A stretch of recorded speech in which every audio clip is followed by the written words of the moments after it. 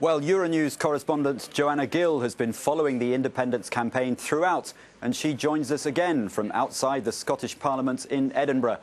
Well, like the country as a whole, Scotland's capital city voted no to independence, and quite decisively. Jo, what's the atmosphere like there now? Well, the weather itself is rather dreary and the atmosphere is quite subdued, I would say, on both sides. I spoke to some of Yes people today, just standing outside the Parliament. They were holding back their tears, but also voicing their anger at an opportunity lost. From the pro-union camp, there was also a subdued atmosphere, but it was more that they did not want to rub this victory, as it were, in the faces of the people who were looking for independence.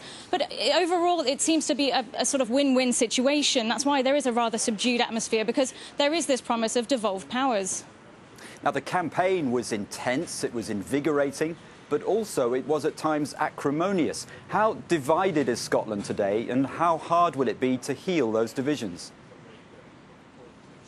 Well, I think that with the subdued atmosphere, there isn't a lot of tension that is evident on the streets, at least in the capital. Across social media, there have been some more heated exchanges, but I think this will die down as the day goes on.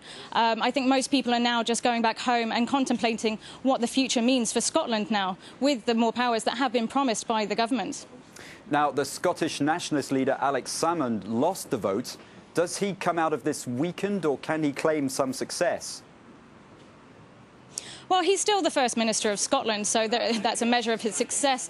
There's no threat to that at the moment. He'll now be, along with his deputy, negotiating what will be the powers and what will be devolved to Scotland after this. I think what happened over the course of the 2 years, if you look back to 2012, when only about 30% of the population actually wanted to vote for independence, up until now, there's now 45% who were in favour of independence. I think that's a fair victory for Mr Salmond. As you've mentioned, Scotland has indeed been promised more powers by all main parties. What are those powers likely to be? Well, all of them have given a vow to say that they're promising more powers over tax, spending and welfare, the actual details of which have to be hammered out. And there is a schedule we're looking at early next year for these powers to be hammered out. And they have every interest to do this quickly, because if it's not done quickly, there is a threat that these independence feelings will come back. Joanna Gill, Euronews correspondent in Edinburgh, thanks very much.